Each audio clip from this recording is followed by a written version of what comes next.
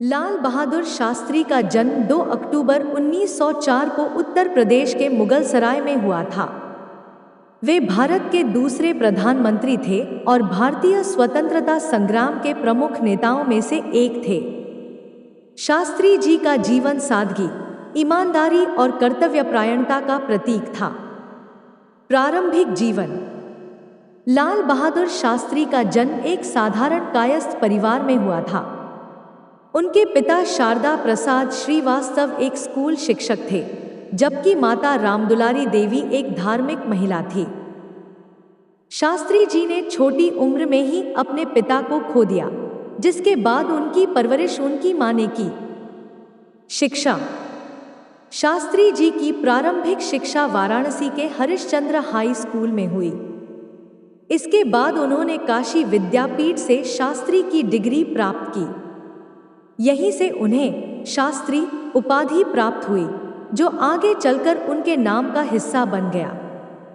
स्वतंत्रता संग्राम में योगदान। लाल बहादुर शास्त्री महात्मा गांधी के विचारों से बहुत प्रभावित थे और उन्होंने भारत के स्वतंत्रता संग्राम में भाग लिया। 1921 में असहयोग आंदोलन में शामिल होकर वे जेल गए। उन्होंने नमक सत्याग्रह और भारत छोड़ो आंदोलन जैसे आंदोलनों में सक्रिय भूमिका निभाई। स्वतंत्र भारत में योगदान। स्वतंत्रता के बाद शास्त्री जी को कई महत्वपूर्ण जिम्मेदारियां सौंपी गई। वे उत्तर प्रदेश में गृह मंत्री बने और बाद में उन्हें नेहरू सरकार में रेल मंत्री बनाया गया। उनके कार्यकाल में एक रेल दुर्घटना हुई, जिसके बाद उन्होंने नैतिक जिम्मेदारी लेते हुए अपने पद से इस्तीफा दे दिया। यह उनकी नैतिकता और जनसेवा के प्रति समर्पण का उदाहरण था। प्रधानमंत्री के रूप में कार्यकाल। 1964 में जवाहरलाल नेहरू के निधन के बाद लाल बहादुर शास्त्री भारत के प्रधानमंत्री बने। उनके प्रधानमंत्री काल में 1965 का भारत पाकिस्तान युद्ध हुआ। इस दौरान उन्होंने जय जवान जय किसान का नारा दिया, जिसने देशवासियों में आत्मविश्वास और प्रेरणा का संचार किया।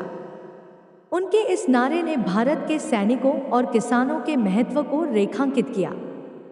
ताशकंद समझौता और मृत्यु।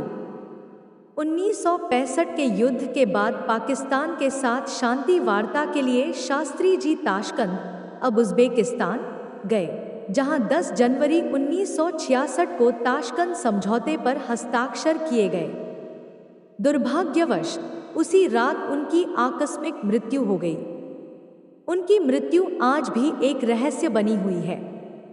विरासत।